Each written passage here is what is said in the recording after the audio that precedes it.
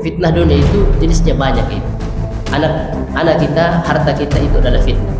Ya bahkan kalau kita lihat dari hadis Nabi SAW, termasuk yang paling berat yang Rasulullah SAW sampaikan menjadi fitnah bagi laki-laki yang jarang di antara mereka yang selamat dari fitnah itu adalah fitnah wanita. Ketika Nabi SAW mengatakan, "Ma taraktu ba'di fitnatan adarra 'ala rijali min an-nisa'i." Aku tidak tinggalkan fitnah yang lebih berbahaya bagi laki-laki kecuali wanita.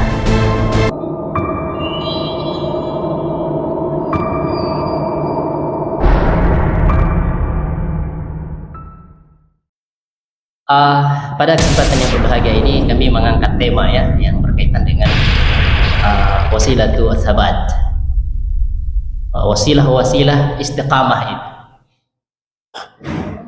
Hadirin yang dirahmati Allah Subhanahu wa taala. Kenapa kita mengangkat tema ini? Karena tidak ada kebaikan yang paling berberkah yang Allah berikan kepada hambanya kecuali istiqamah itu. Keberkahan yang paling besar yang Allah berikan kepada seorang hamba itu adalah atau karamah yang Allah berikan kepada seorang hamba yang paling agung, yang paling mulia itu adalah istiqamah. Karena setiap kita ini meminta dalam doa kita, Allahumma inni as'aluka husnal khatimah wa a'udzubika min su'il khatimah. Kita selalu minta itu. Dan setiap kita ini menginginkan akhir kehidupan kita baik. Namun inilah yang sulit. Menjadi seorang yang istiqamah itu adalah perkara yang sulit itu. Ketika dulu masih TK seperti adik kita ini dulu, Masya Allah belajar ngaji. Tapi ketika dia sudah berjenggot, kemudian putih rambutnya, masih di masjid. Apa yang membuat dia bisa bertahan di situ, betah di situ? Ya. Ini yang yang mengherankan ya. Kalau yang futur kan banyak, bilang dulu itu Masya Allah rajinnya, tapi sekarang nggak tahu di mana sudah ya. Yang situ banyak itu, yang sedikit yang istiqamah. Maka Allah mengatakan wa qalilun min ibadiy asy-syakur. Hanya sedikit di antara hamba-Ku yang bersyukur itu. Hadirin yang dirahmati Allah Subhanahu wa taala. Jadi Allah Subhanahu wa taala menciptakan manusia di atas muka bumi ini dengan hikmah yang sangat agung. Wa ma khalaqtul jinna wal insa illa liya'budun. Tujuannya adalah untuk beribadah. Tujuannya adalah untuk beribadah kepada Allah Subhanahu wa taala.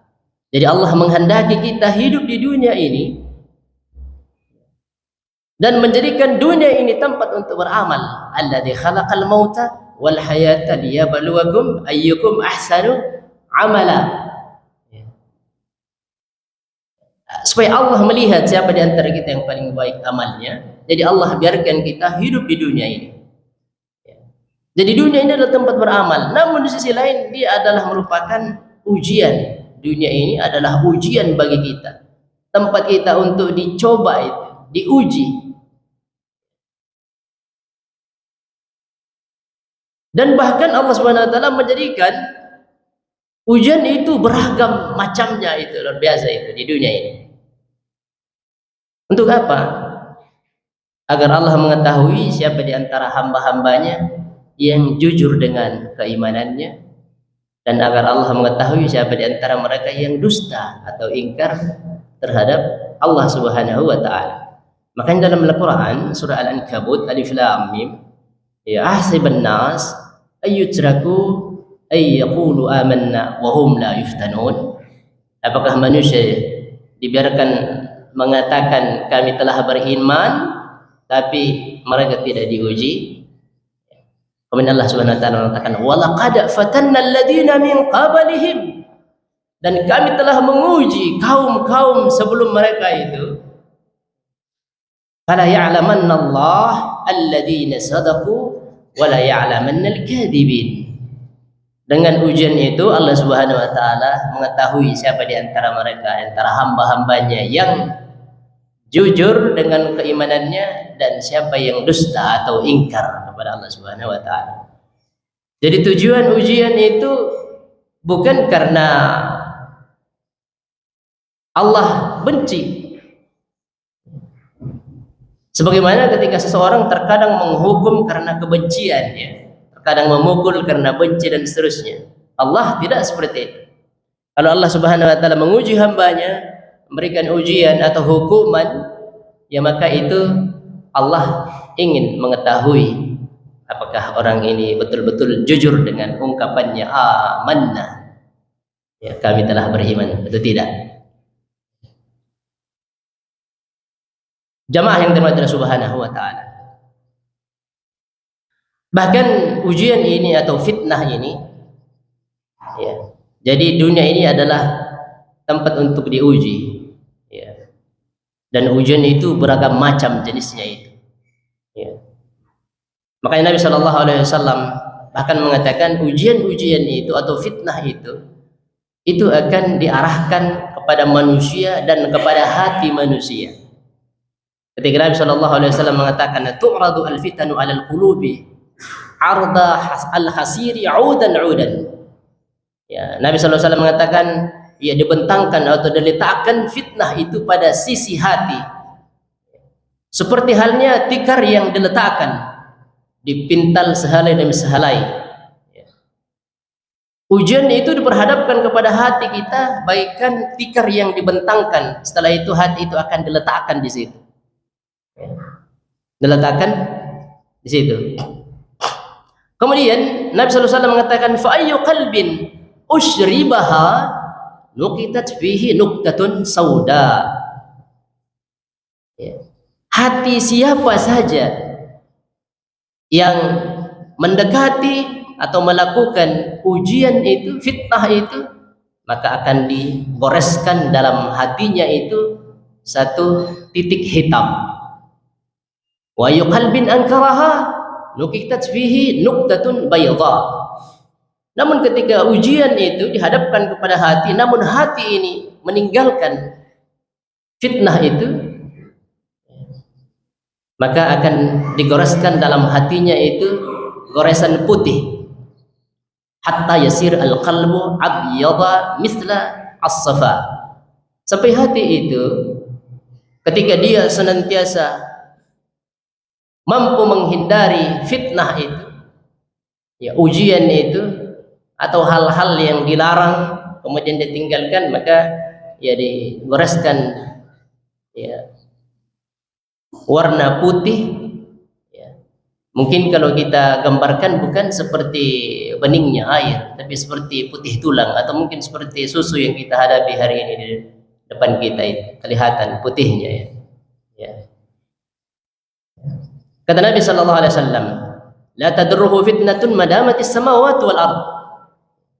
Ketika hati ini senantiasa menjaga dan menjauhi fitnah itu, meninggalkan fitnah itu, maka fitnah itu tidak akan menimpa seorang hamba selama ya, langit dan bumi masih ada. Wal akharu aswadu murbaddan atau murbadan kalkuzi mujahhian. Dan yang lainnya hati yang tidak mampu lepas dari fitnah atau ujian itu, ya maka dia seperti al-kuzi, itu cangkir ya atau timba yang terbalik seperti ini. La ya'rifu ma'rufan, dia tidak mengetahui yang baik, wala yunkiru mungkaran, dan dia tidak mampu mengingkari kemungkaran. Ya. Illa ma usyriba min hawahu. Dia hanya mampu melakukan apa yang diperintahkan oleh hawa nafsunya. Ya, biasanya timba terbalik, meskipun kita isi air, ya kalau tertutup dia tidak bisa masuk itu. Ya. Maka berhati-hati, itulah hati yang sudah tergores banyak hitam di sana itu. Itu disebabkan karena setiap kali ada fitnah, ya justru dia laksanakan fitnah, kerjakan ujian-ujian itu, ya kerjakan hal-hal yang dilarang, ya yang baik-baik ditinggalkan, yang buruk-buruk dikerjakan. Itulah yang menyebabkan hati itu menjadi mati, ya. Hadirin yang dirahmati Allah Subhanahu wa taala. Dan perlu kita tahu, ya, macam-macam fitnah itu paling tidak ada dua di dunia ini, yaitu fitnah syubhat dan fitnah syahwat, ya. Ya. Fitnah syubhat ini adalah fitnah yang sangat berbahaya, ya. syubhat adalah hal yang samar-samar atau tidak jelas. Ya, makanya dalam hadis Nabi ya sallallahu alaihi wasallam itu menyebutkan tentang ya syubhat itu, man waqa'a fi syubhat waqa'a fil haram. Bahkan seseorang ketika melakukan hal yang syubhat, yang samar-samar itu, maka dia akan terjatuh ke dalam perkara yang haram. Ya. Kemudian fitnah syubhat ini adalah fitnah yang akan merusak ilmu dan keyakinan seseorang, merusak pemahaman seseorang itu. Dan ini sangat bahaya ya. Sangat-sangat bahaya sehingga menjadikan perkara yang ma'ruf menjadi samar dan mungkar, dan yang mungkar justru itu yang dikerjakan. Ketika hal ini sudah menimpa seseorang, ya maka ya ini sangat berbahaya. Karena terkadang fitnah syubhat ini menjatuhkan seseorang ke dalam kekufuran tanpa ia sadari. Hadirin yang dirahmati Subhanahu wa taala. Sedikit kami kita ke belakang sedikit ya di perayaan kemarin itu. Ya. Tahun berapa itu ya? Tahun baru 2024. Tanggal 1 Januari. Ya. Pada tanggal 1 Januari sorenya sempat saya berjalan dari Kulustila, dari Gunung Tabur juga sampai di Sambaliung. Masya Allah, ramainya orang jual-jualan di pinggir jalan itu, jual jagung ya, dan pembelinya banyak. Rata-rata yang pakai jilbab ibu-ibu ya, saya minta maaf saya sebutkan, rata-rata pakai jilbab itu. Kayaknya ini persiapan tahun baru ini ya. Padahal kita sangat yakin bahwasanya tahun baru itu adalah perayaan bagi umat apa? Nasrani ya. Ya. Tapi yang lakukan itu banyak dari kaum muslimin. Merayakan tahun baru itu bukan hanya sekedar pergantian hari dan tahun itu. Ya. Tetapi itu sudah lama sebelum Nasrani datang itu diperingati oleh Romawi kuno itu. Dan pergantian tahun itu, tahun baru itu dipersembahkan kepada dewa yang namanya Dewa Janus itu, yang memiliki 2 kepala. Ya, sering mungkin disebutkan, diceramahkan oleh para asatidzah itu. Ya. Mereka itu lakukan itu untuk persembahan kepada dewa itu. Dan dalam Islam tidak ada yang namanya dewa itu. Orang Brazil di malam tahun baru itu, di tengah malam mereka itu keluar dari rumahnya menuju pantai dengan pakaian putih bersih. Kemudian ya mereka menabur bunga di lautan, mengubur semangka, mangga dan pepaya di pasir pantai. Untuk apa? Sebagai bentuk persembahan kepada Dewa Lemanja. Namanya Dewa Lemanja itu adalah dewa yang dalam negara Brasil itu adalah punya cerita khusus itu. Punya cerita khusus. Dan yang lainnya seperti umat Nasrani yang mengatakan bahwasanya ya, sebagian mengatakan disitulah kelahiran Nabi Isa alaihi salam yang diangkat menjadi Tuhan. Ya. Kemudian umat Katolik ketika datang tahun baru itu, mereka itu merayakan hari itu sebagai bentuk perayaan kepada Bunda Maryam, ya, memperingati keperawanan Bunda Maria dan mengatakan dia adalah Allah. Ya, ini perayaan yang keliru. Ya, dalam pandangan kita benar tidak ini? Ada manusia yang diangkat menjadi Tuhan. Ini kan syubhat hari ini yang tidak diketahui oleh kebanyakan umat Islam, yang memperingati banyak di sana yang bunyi-bunyi mercon, petasan, yang beli ini bakar-bakar ayam, bakar-bakar jagung. Siapa itu? Malamnya kami sempat jalan lihat-lihat keadaan, waliudzubillah. Kita sangat sedih melihat kaum muslimin yang ya betul-betul sudah tidak memahami agamanya. Hadirin subhanahu wa ta'ala. Islam punya konsep itu. Konsep kita adalah yang berkaitan dengan ketuhanan itu dalam surah Al-Ikhlas. Qul huwallahu ahad, katakan Allah itu satu, esa itu. Tidak ada dewa-dewa itu. Tidak ada manusia yang dipertuhankan. Allahus samad. Ya. Segala sesuatu yang ada di muka bumi ini bergantung kepada Allah. Lam yalid, tidak beranak, walam yulad, dan tidak diperanakkan. Pada saat yang sama ada suatu kaum yang memperingati hari itu dan menganggap bahwasanya ya Allah Subhanahu wa taala memiliki anak. Ya, sehingga dalam Al-Qur'an surah Maryam itu ya, Allah Subhanahu wa taala mengatakan takadus samawat yatafattarna minhu, hampir-hampir langit itu pecah itu. Ya. Kemudian bumi ini hampir-hampir terbelah dan gunung hampir berterbangan, itu disebabkan karena perkataan mereka yang mengatakan anda'u lirrahmani walada, karena Ar-Rahman Allah Subhanahu wa taala itu memiliki anak. Di sisi lain pada malam itu kita bergembira, bersenang-senang, berpoya-poya di saat Allah sangat murka. Di saat Allah sangat murka, karena di sanalah ternyata manusia itu melakukan perayaan yang dipersembahkan kepada selain Allah Azza wa Jalla, dan kaum muslimin ikut-ikutan juga di situ, bahkan yang paling banyak adalah kaum muslimin. Karena menurut aturan orang Nasrani itu kalau malam tahun baru mereka tidak boleh keluar, harusnya di tempatnya itu duduk bermunajat, meminta, ya berdoa. Jadi siapa yang di luar sana itu yang sangat ramai? Kaum muslimin. Ya. Padahal dalam Islam hari raya kita ada dua, hari Idul Fitri dan Idul Adha. Ya Allah, ya fitnah syubhat ini itu bisa mengantarkan kepada kekufuran. Dan dalam Islam itu, ya ada aturannya. Lakum dinukum waliyadin. Kita adalah agama yang paling toleran itu. Ya, untuk kalian agama kalian, untuk kami agama kami. Hadirin Allah Subhanahu wa taala.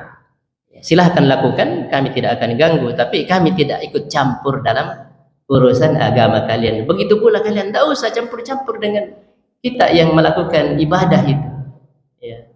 Terserah ketika kita berlebaran mereka mengatakan selamat hari Idul Fitri, Idul Adha. Memang pantas mereka katakan itu karena kitalah yang benar itu. Dan tidak boleh kita mengatakan selamat hari Natal, karena itu bentuk ungkapan pembenaran terhadap ya, keyakinan mereka yang mengatakan Allah itu memiliki anak dan seterusnya. Hadirin subhanahu wa ta'ala.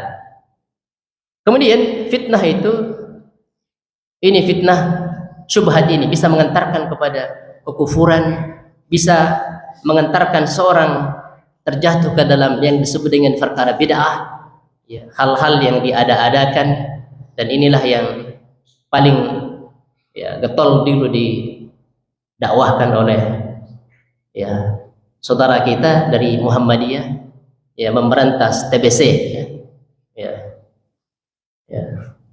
Hadirin Allah Subhanahu wa taala. Terkadang seorang jatuh ke dalam kemunafikan disebabkan karena fitnah syubhat ini. Syubhat ini artinya dia samar dalam hal itu, tidak mengetahui secara persis perkara itu, sehingga dia lakukan akhirnya terjatuh ke dalam hal yang diharamkan. Ya. Kemudian fitnah syahwat. Fitnah syahwat ini adalah fitnah yang berkaitan dengan urusan dunia kita. Urusan dunia kita. Ya. Hadirin Allah Subhanahu wa taala, dalam Al-Qur'an Allah Subhanahu wa taala mengatakan zuyyina lin-nasi hubbus syahawati minan nisa wal banin wal qanatiril muqantarah minadh dhahabi wal fiddah wal khailil musawwamah.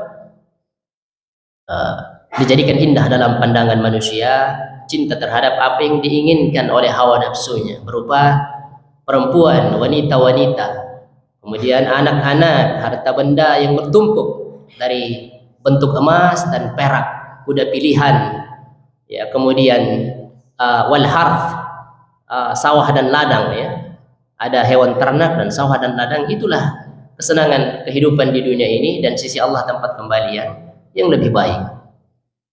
Fitnah syahwat ini itu berkaitan dengan urusan-urusan dunia kita.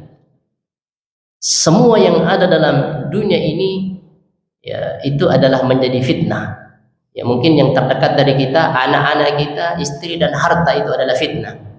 Jadi Allah Subhanahu wa taala mengatakan innama amwalukum auladukum fitnah. Sungguhnya harta kalian dan anak-anak kalian adalah fitnah. Anda diberi harta adalah fitnah, ujian. Kemudian tidak diberi harta, fitnah juga, ujian juga. Anda diberi anak, anak itu adalah ujian bagi kita. Tidak diberi anak, banyak juga orang yang kesana kemari mencari. Ya, sehingga hal-hal yang dilarang sekalipun, ya, mendatangi dukun, ya, dengan ritual-ritual tertentu agar punya anak, itu adalah fitnah, ya. Ya. Dan seterusnya, ya. Hadirin yang dirahmati oleh Allah Subhanahu wa taala. Ini fitnah itu, fitnah dunia itu jenisnya banyak itu. Anak kita, harta kita itu adalah fitnah. Ya bahkan kalau kita lihat dari hadis Nabi Shallallahu Alaihi Wasallam, termasuk yang paling berat yang Rasulullah SAW sampaikan menjadi fitnah bagi laki-laki yang jarang di antara mereka yang selamat dari fitnah itu adalah fitnah wanita. Ya. Ketika Nabi SAW mengatakan, "Ma taraktu ba'di fitnatan atarra 'ala rijali minan nisa'i." Aku tidak tinggalkan fitnah yang lebih berbahaya bagi laki-laki kecuali wanita. Jarang orang yang bisa lolos dari fitnah ini. Fitnah wanita. Ya. Fitnah wanita. Bahkan wanita ini yang menjadikan Bani Israel itu dulu hancur disebabkan karena fitnah ini. Ya. Fitnah ya wanita ini.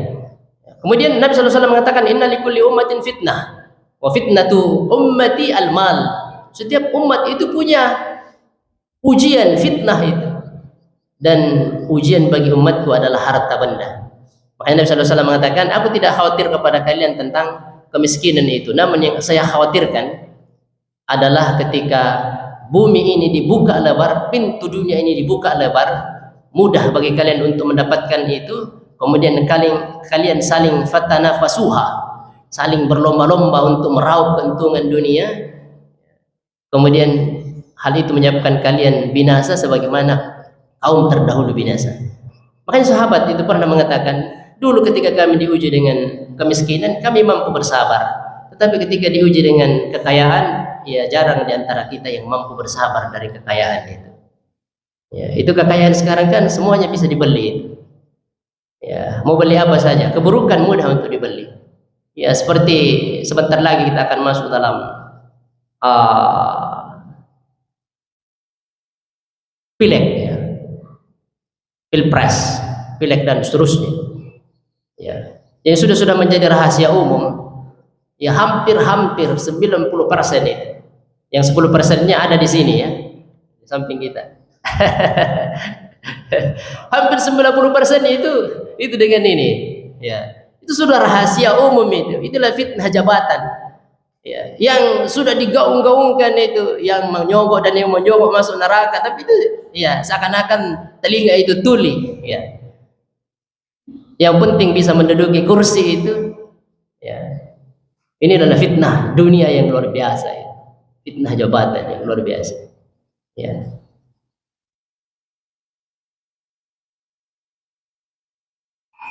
Hadirin yang Allah Subhanahu wa taala, sudah selesai waktu kita, kan saya belum masuk dalam materinya. Ya. Karena terlambat ya kita mulai. Kebaikan dan keburukan adalah fitnah.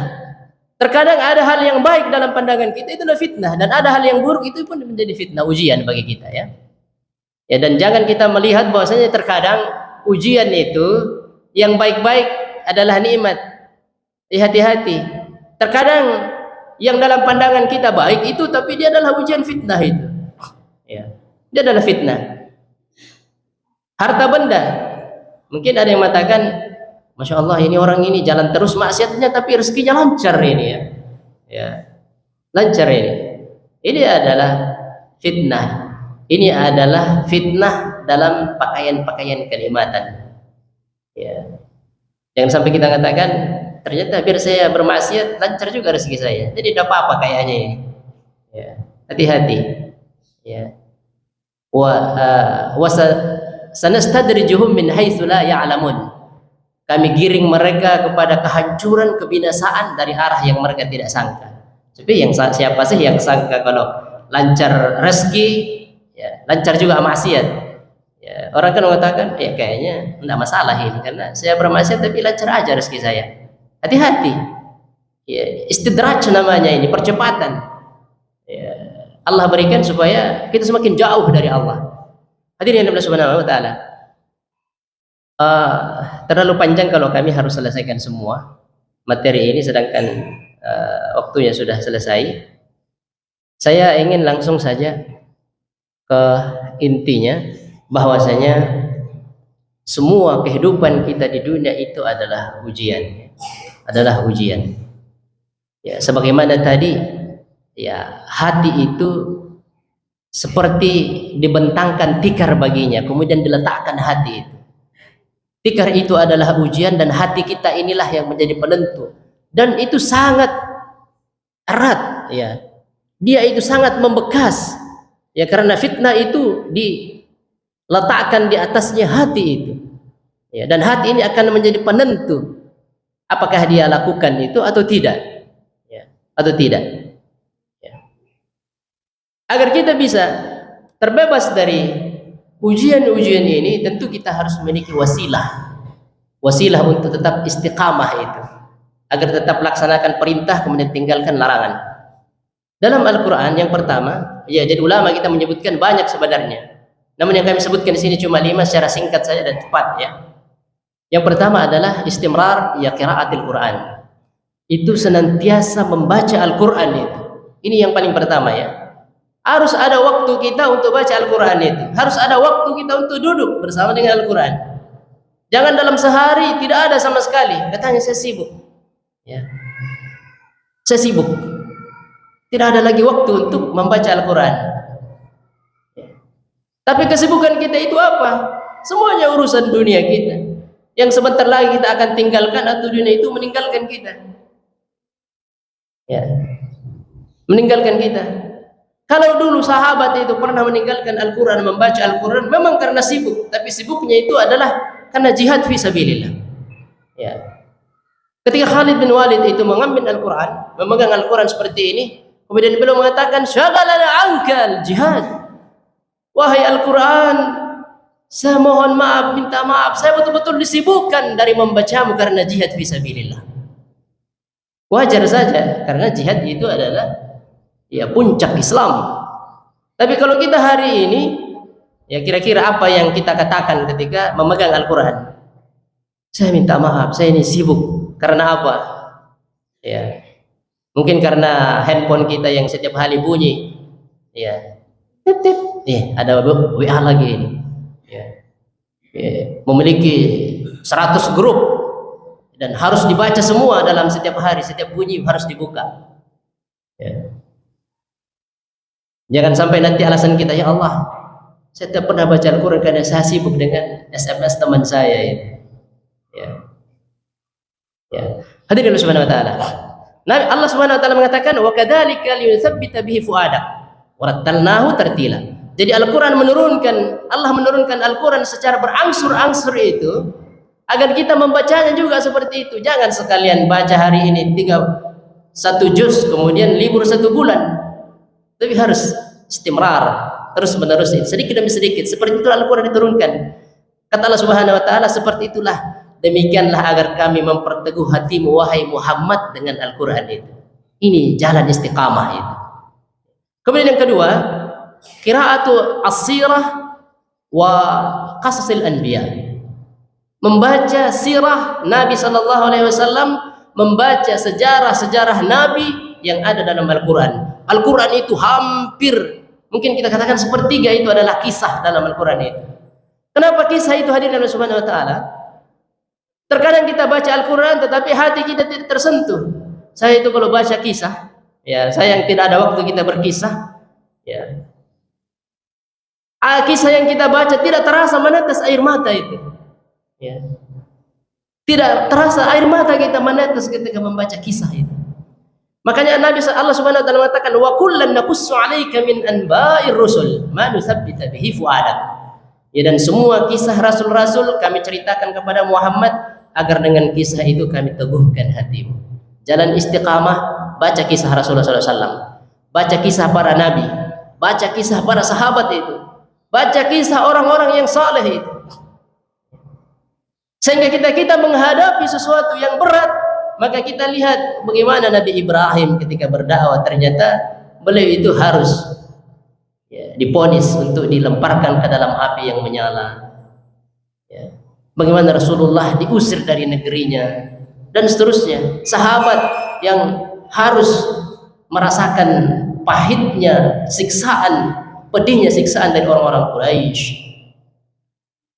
Sehingga hal itu kita lihat ternyata kita belum memiliki apa-apa dibandingkan dengan mereka. Hal itu yang akan membangun, membangkitkan semangat dalam jiwa kita. Yang ketiga, al-amalu bil ilm, mengamalkan ilmu yang kita ketahui. Ilmu yang kita ketahui, setelah itu kita amalkan, maka hal ini yang akan menyebabkan seseorang itu akan tetap istiqamah. Karena Allah Subhanahu wa taala mengatakan, walau annahum fa'alu ma yu'adzuna bihi lakana khairan lahum wa ashadda tathbita. Sekiranya mereka melakukan melaksanakan perintah yang diperintahkan kepada mereka itu, maka tentu itu lebih baik baginya dan lebih menguatkan iman mereka. Jadi sholat seperti sholat subuh, kita berpuasa, kita laksanakan puasa, sholat sunnah, puasa sunnah, sedekah dan seterusnya. Ternyata ibadah-ibadah itu akan membuat hati kita menjadi teguh, kuat, istiqamah. Hadirin Allah Subhanahu wa taala. Karena di dalam ibadah itu ada kenikmatan, ada kelezatan. Ya mungkin saya pernah cerita, kenapa Aisyah ketika beliau itu bersedekah, justru beliau yang menangis. Harusnya yang menerima sedekah itulah yang menangis. Ya. Ternyata dalam ibadah itu ada kenikmatan. Kemudian yang kelima, yang keempat, sebelum terakhir ya, ar-rifqatu as-salihin atau ar-rifqatu as-salihun. Itu senantiasa membersamai bersama dengan orang-orang yang saleh. Teman itu adalah hal yang sangat berpengaruh dalam kehidupan kita. Ketika teman kita adalah baik-baik, maka dia akan mengantarkan kita kepada kebaikan. Kalau dia adalah buruk-buruk, maka dia akan menggiring kita kepada keburukan. Makanya Allah Subhanahu wa taala mengatakan kepada Rasulullah, wasbir nafsaka ma'al ladzina yad'una rabbahum bil ghadati wal 'ashyi yuriduna wajhah wa la ta'du 'ainaka 'anhum turidu zinatal hayatid dunya wa la tuti' man aghfalna qalbahu an dzikrina wattaba wa huwa amruhu furta. Bersabarlah wahai Muhammad bersama dengan orang-orang yang lemah, tapi mereka inilah orang yang berzikir di pagi dan sore hari itu. Pagi dan sore hari. Dan jangan palingkan matamu dari mereka itu karena mengharapkan kehidupan dunia. Ya. Jadi hadirin Subhanahu wa taala, ini ayat ini turun ketika orang Quraisy mengatakan, kami tidak mau duduk bersama dengan orang-orang miskin itu. Bilal bin Rabah, Abdullah bin Mas'ud, ini dan ini. Akhirnya Rasulullah memisahkan tempat duduknya, yang miskin-miskin di sini, yang kaya-kaya dari orang Quraisy di sini. Kemudian Allah tegur, jangan seperti itu, jangan engkau tinggalkan orang-orang ini karena mereka adalah orang yang baik. Tetaplah bersamai mereka itu, karena membersamai mereka itu adalah kebaikan. Ya, kebaikan. Dan yang terakhir, ya, adalah doa. Doa itu adalah senjata bagi kita yang hati ini adalah tempatnya keistiqamahan itu, namun hati ini senantiasa berguncang. Makanya Nabi sallallahu alaihi wasallam mengatakan, ya muqallibal qulub, tsabbit qalbi ala dinik. Ya musarrifal qulub, sarrif qalbi ala ta'atik. Dan hadis yang lain Nabi sallallahu alaihi wasallam mengatakan, Allahumma ati nafsi taqwaha wa anta khairu man zakkaha, anta waliyuha wa maulaha. Inilah doa Nabi sallallahu alaihi wasallam, ya Zat yang membolak-balikkan hati, tetapkanlah hati kami untuk senantiasa taat kepadamu. Wahai yang memalingkan hati, palingkanlah hati kami untuk dalam ketaatan kepadamu. Ya. Wahai Zat, ya Allahumma ati nafsi taqwaha, berikanlah kepada hatiku ini ketakwaan ya Allah. Bersihkan dan sucikanlah dia ya Allah. Inilah doa Nabi sallallahu alaihi wasallam agar tetap ya istiqamah di atas jalan ini. Hadirin Subhanahu wa taala, ini materi kita secara ya singkat ya. Mudah-mudahan ada faedahnya. Dan semoga Allah berikan taufik kepada kita bisa laksanakan 5 hal ini, dan inilah yang bisa mengantarkan kita kepada keistiqamahan itu. Sekali lagi, karamah yang paling besar adalah istiqamah kepada Allah Subhanahu wa taala. Pemberian Allah yang paling baik itu adalah istiqamah. Dan ini yang sulit ya, dan tentu kita memohon kepada Allah semoga Allah memberikan kemudahan. Mohon maaf atas kelebihan waktunya ya, karena memang waktunya singkat ya. Ya, materi saya ini hampir 1 jam baru selesai sekiranya disesuaikan dengan waktu. Ya, namun 5 poin inilah yang menjadi inti ya dari pembahasan kita ini. Silahkan kita buat jadwal untuk laksanakan 5 hal ini. Demikian, atas segala kekurangan mohon dimaafkan. Billahi taufiq wal hidayah. Subhanakallahumma bihamdika asyhadu an la ilaha illa anta astaghfiruka wa atubu ilaik.